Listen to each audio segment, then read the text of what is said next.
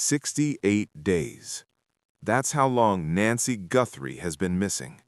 And investigators may be sitting on the very evidence that cracks this case, but they can't read it yet. There is DNA. It exists. It was found. But it is so complex, so layered, that even the FBI's most advanced technology is struggling to decode it. And the one machine that could change everything? It doesn't exist yet. Tonight, we're going deep into the science behind this investigation and what it reveals about just how close or how far we really are from the truth. Nancy Guthrie, 84 years old, vanished from her home in Tucson, Arizona in February 2026. No body, no confirmed suspect, no public arrest.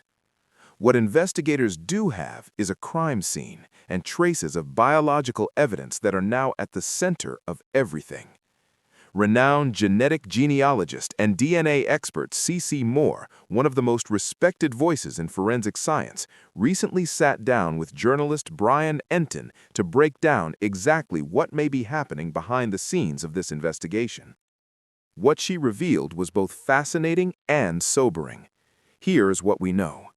Forensic teams recovered DNA from the scene, but this isn't a clean, single-source sample. It is what scientists call a mixed DNA profile, meaning genetic material from more than one person is present, layered on top of each other. Think of it like two songs playing at the same time through the same speaker. You can hear that music is playing, you just can't make out the lyrics of either song clearly enough to identify them. According to CeCe Moore, investigators are likely using a process called deconvolution, a method of mathematically separating those overlapping genetic signals to try to isolate the perpetrator's DNA from the mixture. This is cutting-edge work, and it is incredibly difficult. Here's where it gets even more striking. CeCe Moore revealed that a new piece of technology is currently in development, a machine specifically designed to deconvolute complex DNA mixtures far more effectively than anything currently available.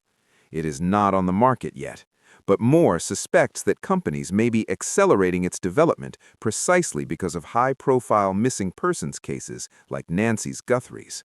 The demand is real, the urgency is real, and the technology is racing to catch up. Meanwhile, Moore made another critical suggestion.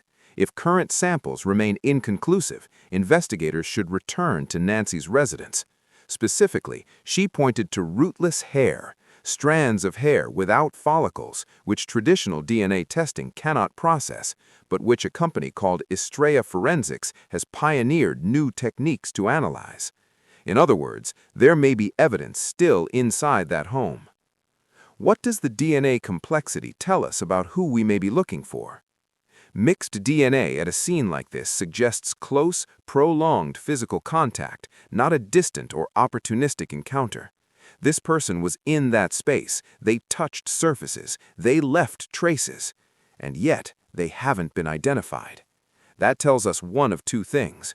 Either this person has never submitted DNA to any law enforcement database, or their DNA has been buried inside a mixture too complex to decode. Until now. The fact that investigators haven't gone public with a suspect, despite 68 days passing, suggests they are waiting on science, not on leads. They know something, they just can't prove it yet. That is both a hopeful sign and a deeply frustrating one. This week's viewer question comes from the community, and it's one I know many of you have been asking. Why can't investigators just use Ancestry.com or 23andMe to find the suspect through family DNA? CeCe Moore addressed this directly.